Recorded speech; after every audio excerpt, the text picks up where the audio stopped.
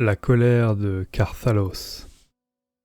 À cette époque, Amerol a déjà subi plus de sièges et de batailles sanglantes que n'importe quel citoyen de la cité à deux queues ne peut en témoigner. 10 jours à peine après le départ en grande pompe de la grande croisade Éophore, la puissance militaire et industrielle se retrouve à nouveau assaillie. Au début, la vision familière de pillards aux yeux fous fonçant à travers les plaines de cendres vers les bastions ne suscite aucun affolement, car chaque saison ou presque, des membres du rat de sang attaquent sans provoquer de graves dégâts. Mais cette fois, il ne s'agit pas d'un host de taille modeste, mais d'une vaste foule de guerriers de cornes. Elle est menée par une créature monstrueuse, aux traits simiesques, dotée d'une queue à crocs et d'un collier à pointe. C'est Scylla, Afingrim, un serviteur du dieu du sang transformé en machine de destruction vivante. La horde de sangliers frappe les murs de Amerol tel un boulet de canon. De nombreux mécaphores sont submergés et déchiquetés au cours des premières heures du combat. En dépit d'un tel effectif dégarni, les forces des guildes franches se ruent vers les défenses sans paniquer, car elles se savent protégées par des fortifications imprenables. Du moins, c'est ce qu'elles croient. Des vibrations secouent Amerol lorsque des machines foreuses jaillissent de la terre, dégorgeant des nuées de Skaven. À partir de ce moment, les défenseurs se retrouvent pris en tenaille alors que les hommes rats dévastent les rues de la cité, tuant et pillant tout sur leur passage. Au sommet de la palissade ardente, le seigneur commandeur Bastian Carthalos invoque la fureur de l'éclair suprême Scorn-Damar, réduisant des myriades d'ennemis à des squelettes calcinés. La démonstration de Carthalos emplit les défenseurs d'espoir, mais lorsque le seigneur commandeur apprend que les Skaven ont investi la crypte de l'orage, appelée le cloître de cendres, loin au-dessous de Amerol Aksha, il se rembrunit et décide de rallier sans délai le site de l'incursion, tandis que devant les bastions, la bataille redouble de fureur.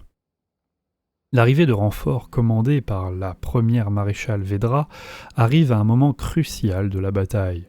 Les Éophores se ruent sur la horde du chaos et leur intervention héroïque repousse le rat de sang des remparts.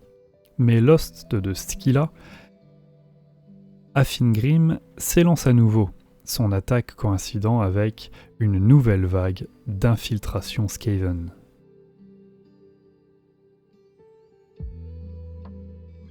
L'optimisme et la ferveur qui avaient marqué le lancement de la croisade de la comète avaient été durement éprouvés par le désastre de Briserève et la chute du fort Gardus, mais les guerriers de Sigmar n'étaient pas enclins à céder au désespoir.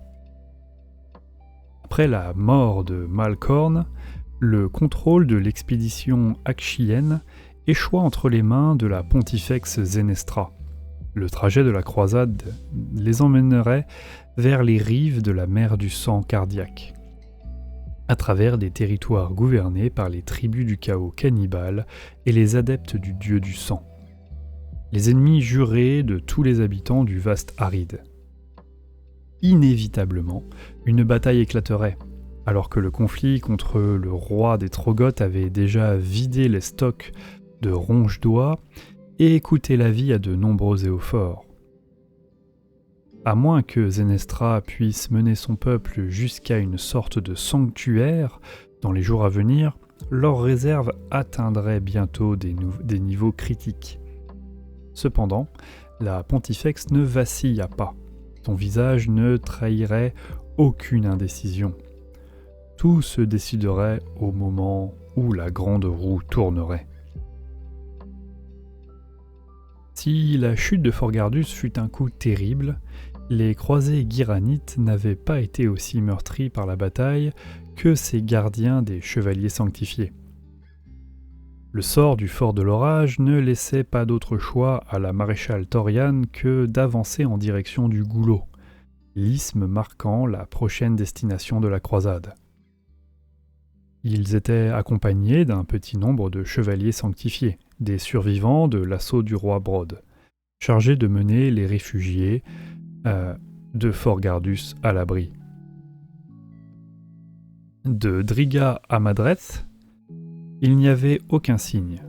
La régente des parias avait contemplé la mort du fort de l'orage avec une indifférence glaciale, avant de s'éclipser dans les profondeurs de sombre écorce, se contentant de laisser ses ennemis s'entretuer. Tessamir du Baliveau Blanc daigna au moins accompagner les croisés jusqu'à la lisière de la forêt, les guidant le long d'anciennes lignes telluriques.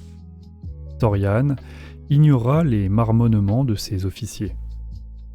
Elle savait fort bien que lors des épreuves à venir, la croisade de la comète devrait faire appel à tous les alliés à sa disposition. Voilà donc qui conclut la lecture du livre 2 des croisades Zéophore. On va maintenant tourner un petit peu les pages pour voir les figurines liées à ces croisades Zéophore. Du haut de Infernas Samanticore, la première maréchale Thalia Vedra supervise la marche de ses croisés d'Akshi. Un petit gros plan sur cette figurine qui est magnifique. Voilà, Vedra sur Samanticore.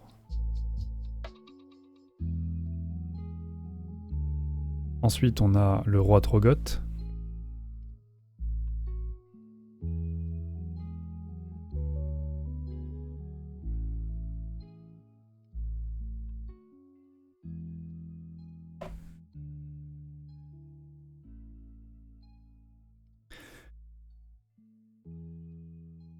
Nous avons la maréchale Tyriane avec la croisade de la comète. Donc c'est les Cities of Sigmar. Hein.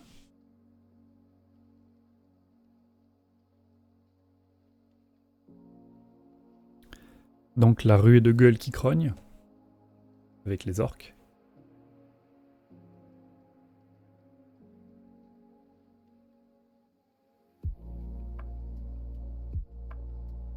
Et enfin l'assaut sur le fort avec les fils de Behemoth.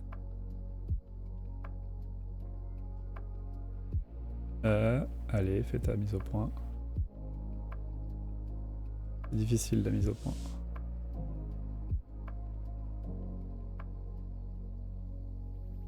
Voilà. Donc bien sûr, toutes ces figurines sont disponibles. Et là, nous avons les gros plans des héros, bien sûr, avec Trug, le roi Trogoth. Ensuite, avec Krobos sur Gueule qui grogne. Le bousilleur Bizarre Brut. Le Big Boss d'Urboy. Le Rageux Brut. Nous avons ici une superbe scène de bataille avec les Cities of Sigmar, les Stormcast Eternal, les géants et les orques.